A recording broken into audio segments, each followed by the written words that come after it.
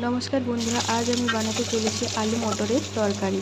প্রথমে একটি কড়াই বসিয়ে তারপর সামান্য তেল দিয়ে তাতে ফোড়নে দিয়ে দেবো জিরে, শুকনো লঙ্কা, তেজপাতা।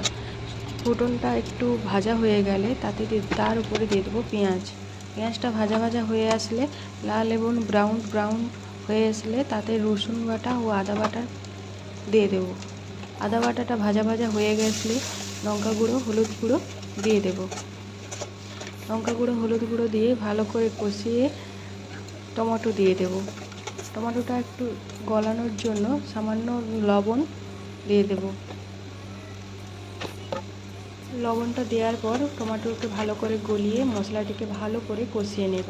যতক্ষণ না পর্যন্ত মশলা থেকে তেল ছেড়ে আসে ততক্ষণ অবধি ভালো করে কষিয়ে নেব। আমার কড়াই মশলাটা লেগে গিয়েছিল বলে সামান্য পরিমাণে জল দিয়েছি। জল দেওয়ার পর মশলাটিকে ভালো করে কষিয়ে তেল যখন ছেড়ে আসবে তারপরেই আলু আর মটরটিকে দিয়ে দেব। আলু মটর দেওয়ার পর আলু মটরটিকে ভালো করে কষিয়ে নেব।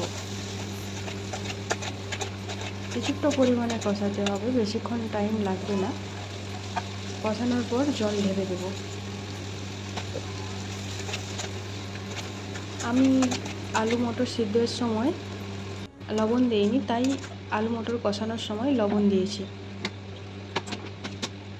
আপনারা সিদ্ধর সময় অবশ্যই লবণ দেবেন। আমার মনে ছিল না বলে তাই আমি লবণ দিতে পারিনি, তাই কষানোর সময় লবণ দিয়েছি। ঝোলটা ফুটে আসলে তাকে ধনে গুঁড়ো, জিরে গুঁড়ো দিয়ে কিছুক্ষণ ফুটিয়ে নেব। নামানোর আগে গরম মশলা ছড়িয়ে নামিয়ে নেব। আপনারা অবশ্যই বাড়িতে একবার ট্রাই করবেন, আশা করি ভালো লাগবে। নমস্কার।